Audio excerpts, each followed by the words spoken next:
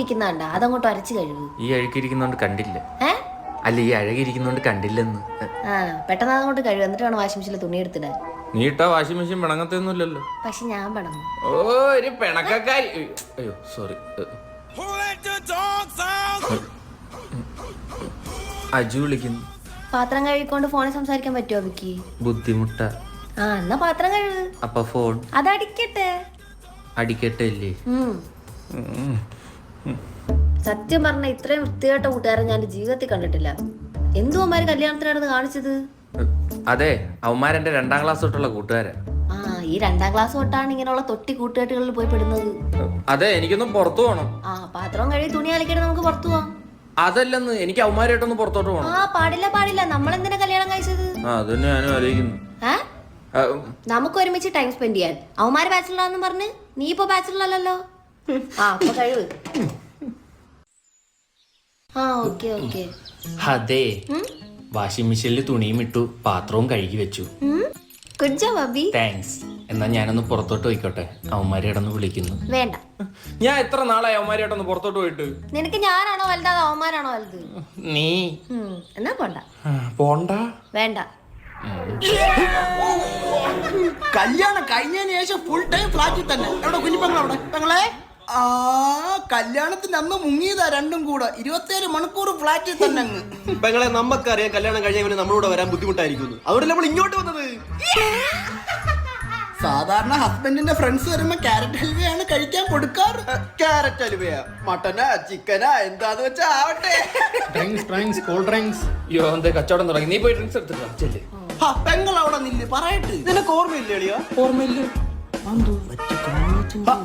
കല്യാണത്തിന് ഇവിടെ കൂട്ടുകാരി ജാൻസി വന്നപ്പോഴത്തേക്ക് നീ പറഞ്ഞ് ജസ്റ്റ് മിസ് ഇല്ല, അതിനെ നോക്കിയാ മതിയായിരുന്നു. ഭയങ്കര വിറ്റായിരുന്നത്. അല്ല, നിങ്ങളാരും കല്യാണം ഒന്നും കഴിക്കുന്നില്ലേ? അവനോ പെട്ട്. ഇനി നമ്മളും കൂടെ പെടണമെന്നാണോ കുഞ്ഞി പെങ്ങള് പറയുന്നേ?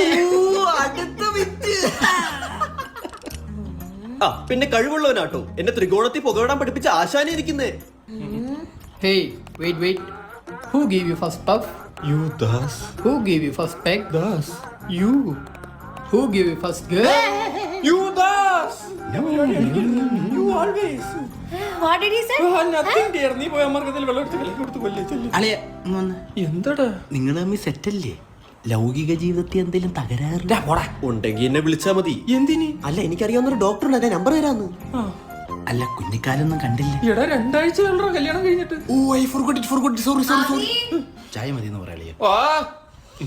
എന്താ 10 വരെ ഞാനുണ്ട്. സാറ്റ് അടിക്കാനാണോ? അതിനു മുമ്പ് അലോലാദികൾ എന്റെ ഫ്ലാറ്റിൽ ഇറക്കി വിട്ടോണോ? എടി, അതെന്റെ ഫ്രണ്ട്സാ. ഇതാണോ ഫ്രണ്ട്സ്? ഇവന്മാര് വാ തുറക്കുന്നത് തിന്നാനും ആവാസം പറയാനോ തെണ്ടികള്.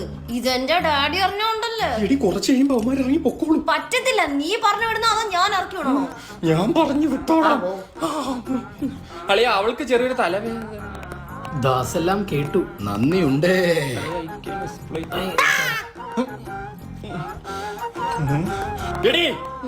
മോശമായി പോയി. കണക്കായിപ്പോയി.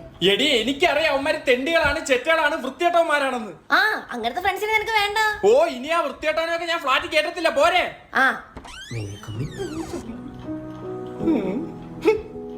ഒന്ന് മൂത്രമൊഴിക്കാൻ കയറിയതാ. പിടിച്ചു നിന്ന് കൊറേ പറ്റിയില്ല. ഞാനിവിടെ പെടുക്കരുതായിരുന്നു അല്ലേ? അവന്മാര് ഓടിയില്ലേ? ഇപ്പൊ ചെന്നാലെ കൂടെ പിടിക്കാൻ പറ്റും. പോട്ടെ.